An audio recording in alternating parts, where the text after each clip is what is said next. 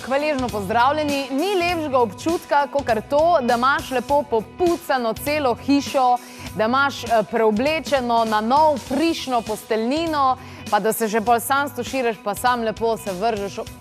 To je nekaj zame, to je nekaj najlepšega, ne? Ampak potem se vprašamo, ne, kakšne izzive vse imamo doma, ne? A so to samo pršice ali je še karkoli drugega, česa vse se moramo zavedati o tem, kje smo bolj na varnem, čeprav je varnost iluzija, a doma ali takrat, ko gremo kam ven. Sandra je v naši družbi iz zelene trgovine in predvsem sem navdušena nad najino današnjo tematiko, ker se mi zdi, da bo polna takih konkretnih podatkov, ki te res lahko premaknejo v svojem življenju, da vidiš stvari drugače, kot so. In ne govorim vam, da vam bomo spremenili vaše prepričanje, vas pa prosim, da ostanete odprti in da prisluhnete in da si dovolite videti stvari drugače. So pršice naš edini sovražnik doma? Ne. Ne? Ne, zagotovo ne. Zdaj, v zadnjem času se precej govori, da je bolj kot sami materiali so škodljive te obdelave materialov, ne? Zdaj, v preteklih oddajah smo že govorili, zakaj je zdravo spanje pomembno. Govorili smo tudi o nekaterih kemikalijah, ki se nanašajo predvsem na te kemikalije v ležiščih, na ležišča. Zdaj, v zadnjem času, zadnjih nekaj let so pa ugotovili, da so dejansko najbolj sporne kemikalije v našem domovanju hormonski motilci, motilci hormonov. Zdaj, zakaj so tako škodljivi v bistvu? Zaradi tega, zato ker ne vplivajo samo na posameznika, ampak dejansko na celotno generacijo in na populacijo. Zdaj, to so prišli v bistvu do ugotovitev. Neka znanstvenica je raziskovala v enem jezeru, kjer so bile odplake od ene tovarne. Je raziskovala, kako te rakotvorne kemikalije vplivajo na živali, na živalski svet v okolici tega jezera, ne? In prišla dejansko do spoznanja, da so bili precej bolj poškodovani te potomci teh opazovanih živali. Predvsem moški potomci, pojavljale so se deformacije spolnih organov in tako naprej. To je bilo cirka 10 let nazaj, no takrat so precej pozorni postali in ugotovili, da preko 60 let imamo v domovih vse posod te motilce hormonov, ki vplivajo na plodnost. Grozljivo, ne? Ja, res grozljivo. Vse to, če bojo poslušalci pogledali na spletu, je tega precej več. Ampak na moške potomce recimo, ne, pa da na spolne organe moških recimo vpliva, ne? Jaz mislim, da zdaj bojo pa moški začeli malo bolj gledati na to, pa bojo rekli, žena, čuj, zdaj pa dost, veš, spolni organi moji pa od mojih sinov bojo pa kar v redu ostali, tako da dajmo mi zamenjati druge zavese gor, neobdelane z takimi in drugimi, pa posteljnine, pa obleke, pa vse ostalo, ne? Ja, v bistvu se samo tako sliši, ampak dejansko je to, je res. Te motilce imamo v bistvu vse posod. V zavesah, preprogah, računalnikih, televizijskih sprejemnikih, pohištvu, oblačilih, hrani. Problem je v tem zaradi tega, ker vplivajo na naš imunski sistem, živčni sistem, vplivajo, najbolj močni so pa pravzaprav takrat, ko je posameznik najbolj občutljiv, ali v rojstvu, ali v času pubertete, ali pa v času plodnosti. A je mogoče to, kar zdaj govoriš, se pravi ti motilci hormonov, ko kupujemo neke take čist navadne, pa čim bolj cnej zavese, pa posteljnine, pa obleke, pa vse te zadeve, ali je s tem, oziroma ali je to povezano karkoli tudi s tem dejstvom, da vedno več otrok in tudi odraslih ima recimo alergije, take in drugačne, na vrsto stvari? Ja, zagotovo, ja. Dejansko tudi na koncentracijo, v bistvu čist celega pregleda, na kaj vse vplivajo, dejansko še nima, ampak zdaj so bolj šli na te, kar se glede reprodukcije tiče, ne. Zdaj to so pa vse obdelave vseh možnih materialov, proti krčanju, proti mečkanju, proti pršicam, potem te vodoodporni, potem stvari, ki so odporne na madeže, antibakterijske, tudi mila, čistila, kozmetika, vse posod je to prisotno. Se pravi, zato, da bi prodali stvar, nam zadevo naredijo tako priročno in tako nekih dodanih vrednosti, da nas potem te dodane vrednosti pokopljajo. Ja, v bistvu na začetku zagotovo oni niso vedeli, kaj vse se pripravlja. To so pač potem s časoma ugotovili. Je pa res, da je tudi nekaj, da potem, ko so že vedeli, zato ker določene kemikalije so v Evropi že prepovedane, kar pa prihaja izven EU, pa to ni nobene kontrole, čisto nobene kontrole. Potem so problem pa tudi ti koktejli, teh vseh skupek kemikalij. In zdaj, če se nam to ne zdi tako sporno, se v tvoji oddaji ste že večkrat ponavljali, kako hitro gre to v krvni obtok, vse, kar damo nase, tisto, kar damo vas, ampak tudi, kar damo nase. Zdaj pri otrocih je zaradi nizke teže in hitre presnove, to gre še hitreje. Delali so tudi raziskave, v 1 kilogramu hišnega prahu so našli kar 0,5 gramov najbolj spornih rakotvornih kemikalij. Čakaj, jaz sem slaba v matematiki, 0,5 gramov, se pravi, v eni kili je pol kile... prahu, ne, manj. Manj, ja, to je 0,5 gramov, ampak problem je, da to že manjše količine lahko zelo vplivajo.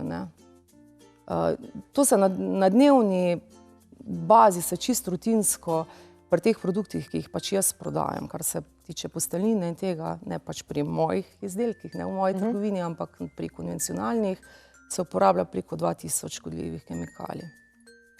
Zdaj določene se sproščajo, mislim, se dajo sprati, ko jih sperete z tkanine, ampak je spet problem, ker gre to v podtalnico, vpliva na živalski svet, dviga se pH vode in tudi isto je na živalih. Problem, vedno manj potomcev moškega spola, tudi moški vedno bolj feminizirani in to so vse, to delajo hormonski motilci ali pa predčasna puberteta.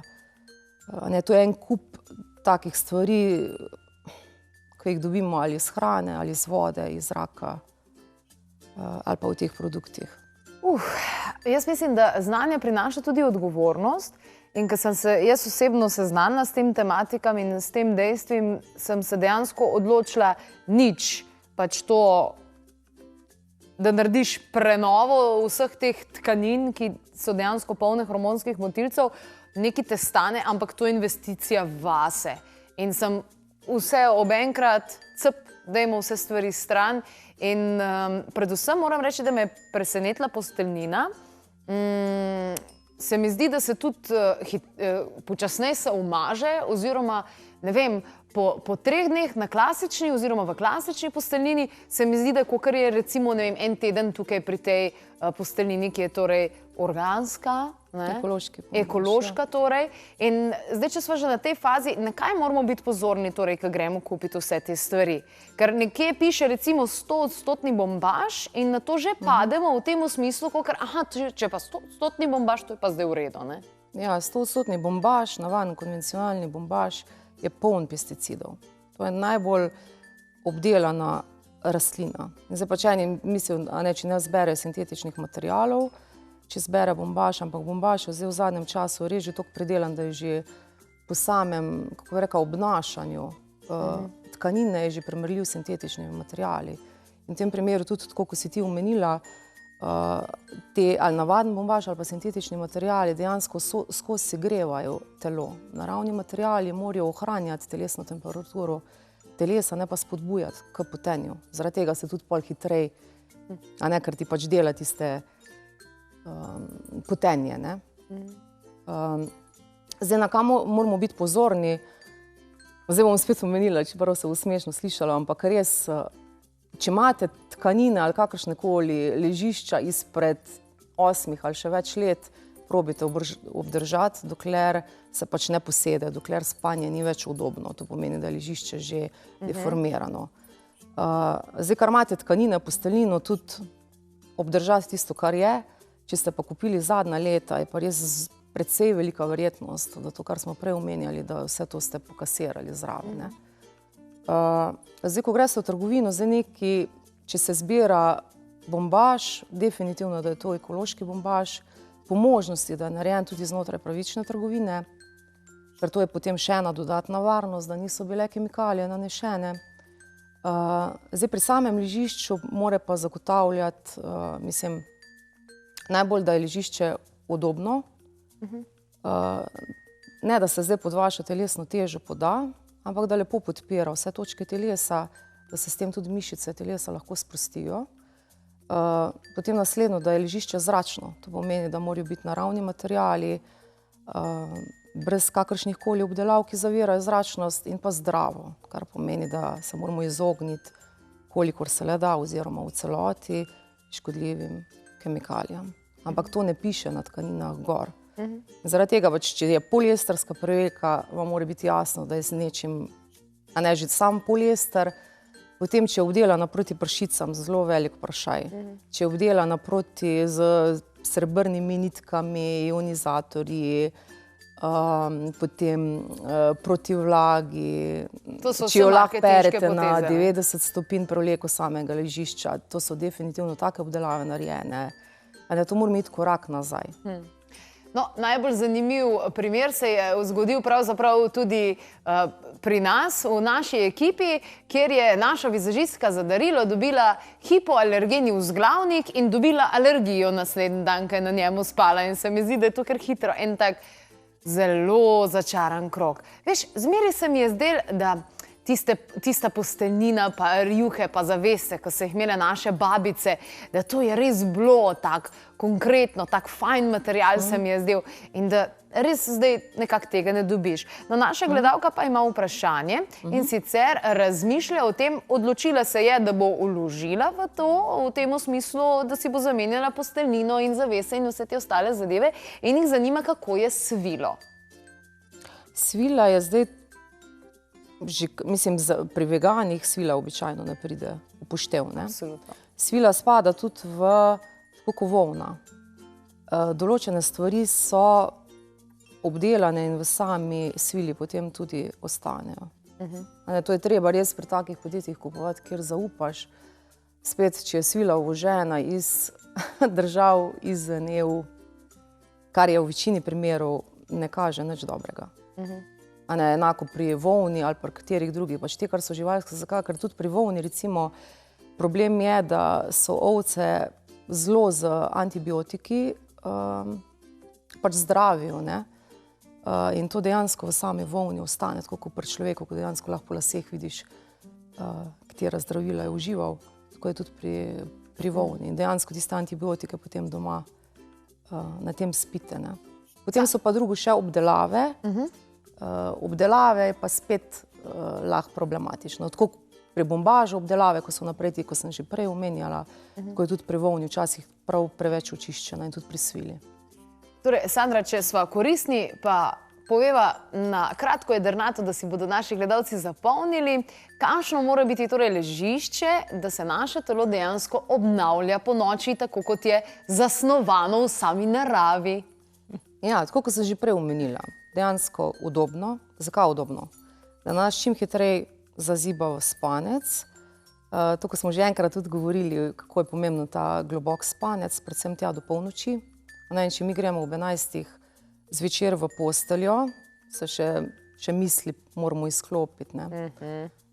Zaradi tega je pač važno, da je res udobno, ne da se moramo še mi potem prilagajati po ležišču, da pač najdemo tisto udobno pozo in tako naprej. Zdravo, zračno. Zakaj zdravo? Da enostavno, če smo mi prej z hrano, kozmetiko in ne vem kaj vse pazimo, da res živimo, a ne da telo čim manj zastrupljamo, a ne preko noči, pa potem spet te kemikalije, ki so v samem ležišču oziroma posteljini, vstopijo v telo. Ker takrat smo pa odprti za vse možne in energije in tudi vse možne kemikalije, ker smo pač v mirovanju. Zanimivo. Torej, ena taka trgovina v Ljubljani se nahaja, verjetno je še kakšna po Sloveniji, kjer lahko dobite, torej, da je res ekološki, torej ekološki bombaž oziroma kjerkoli že, ne, in pa edini ste. Aha, no, pa. Ja, da je od začetka do konca. Da je od začetka do konca. Tako, pa tudi znotraj pravične trgovine ni tako nikjer. Okej, No, pa še vse, dobra novica, ena je.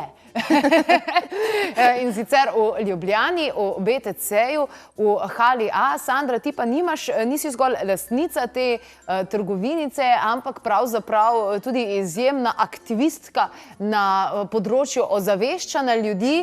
Celo tele brezplačne tečaje prve pomoči imaš, ne? Ja. Zakaj si se to odločila? Zdaj, običajno smo te tečaje prirejala ob rojstnem dnevu zelene trgovine, ki jo ponavadi praznujemo oktobra. Takrat pa preko predavanj, delavnic, z društvi in vse pač poskušamo osveščati ljudi, kako se odgovorno obnašajo do lastnega zdravja, najprej do soljudi, do živali in narave. Zdaj, ker sem zadnje čase naletela na toliko enih res, kako bi rekla, čist...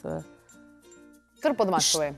Ja, enostavno si šokiran, ko naletiš pri nesreči in ljudje raje fotografirajo, ignorirajo, se obračajo v stranko, pa da bi pomagali. Sem rekla, da to pač moram narediti prej, ne? In smo imeli to že v aprilu, zdaj, če bo uspelo, verjetno vsak mesec. In pač treba se prijaviti na te delavnice, ker je pač omejeno število. Tam pa ponovimo vse, kako pristopiti ob nesreči, uživljanje z defibrilatorjem in brez, odstranitev tujka iz sapnika, ustavitev krvavitev in to vse pokaže na primerih, to pač ta iz Rdečega križa pride in pokaže na primerih pri odrasli osebi, pri dojenčku in pri otroku, ker so različne tehnike izvajanja. Zakaj je to pomembno? Zato, ker v teh prvih 3 minutah po nesreči, ko reševalci običajno ni možno, da pridejo, a ne, če pride do teh težav, dejansko življenje odteče, so prepozne že potem ukrepi oziroma se s takim posegom lahko se poškodbe zmanjšajo. Je pa vedno več, mislim, ljudje so vedno bolj pod stresom, to se nam lahko naredi, da zastoji srca, kjerkoli, prometnih nesreč vedno več, ljudje so vedno bolj, obsesivni. Tako in drugačne. Samo zaradi tega, da gre za neko družbeno ozaveščenost, tisti, ki je pripravljen, ki mogoče ga je strah pristopiti, ki nima poguma s tako delavnico, ko ponovi določene stvari, dobi neko samozavest, da se upa spopasti s tem, ali pa da sam pokliče 112 in sporoči, kaj se je zgodilo. Boljš, kakor pa da fotografira oziroma da gre stran. Ja, in to je res... Je res problem. Se bom zdaj grdo izrazila, ampak se zijajo radi, zijala pasijo, ampak naredil ne bi pa nič kaj. Znam, veste kaj, mislim, težko je pol slišati od oseb, da so zgubile otroka zaradi tega, ker so pač enostavno fotografirali in je za par minut bilo prepozno, ko so prišli reševalci. In to je eno tako znanje, če se nekomu od naših domačih to naredi, ali komorkoli je to edino znanje, ki si ga v tisti sekundi, v tistem momentu želiš. In zakaj ne? Brezplačno je, mi plačamo. Prav, tako fajn se imamo tam, čisto na tak preprost, simpatičen način, obnovimo znanja, se malo pomenimo. Ona tudi razloži, da dejansko smo, če bi gledali v prekršku, smo, če ne pomagamo. Ko ljudje mislijo, da odgovarjajo, če kaj narobe storijo, ampak če nekdo ne diha, ne moš narediti čisto nič narobe, ker ne diha in je zgubljen. Ja, tole moram reči, da sem res vesela, se pravi v mesecu maju se bo... Ja, zdaj je v petek, 20. maja ob 17. uri, točno ob 17. uri začnemo. Kar v tvoji trgovinici? V moji trgovini, ja. Tam naredim prostor in je prav prijetno, So pa potrebne res prijave, ali na naši spletni strani, tudi na Facebook strani so zabeleženi, kje se ne prijavijo, tam do četrtka recimo. Če se boste prijavili, veste, da vam je na voljo tudi naša telefonska številka 092 6200 230 in bomo prijave posredovali tebi, Sandra. Gre se torej za brezplačni tečaj prve pomoči, ki se torej odvija v Sandrini zeleni trgovini v BTC-ju v Hali A. In jaz verjamem, da bo super. Evo pa, kdaj narediva tak mal večji dogodek, pa s tem namenom, da se ljudje naučijo. Tako da se mi zdi, da je to zelo, zelo pomembno. Pa 2 muhi na en mah, boste lahko tam še zvedeli kaj več, kar se tiče. Še malo spočili. Ja, še malo spočili. Krasno. Zelo mi je všeč vse to.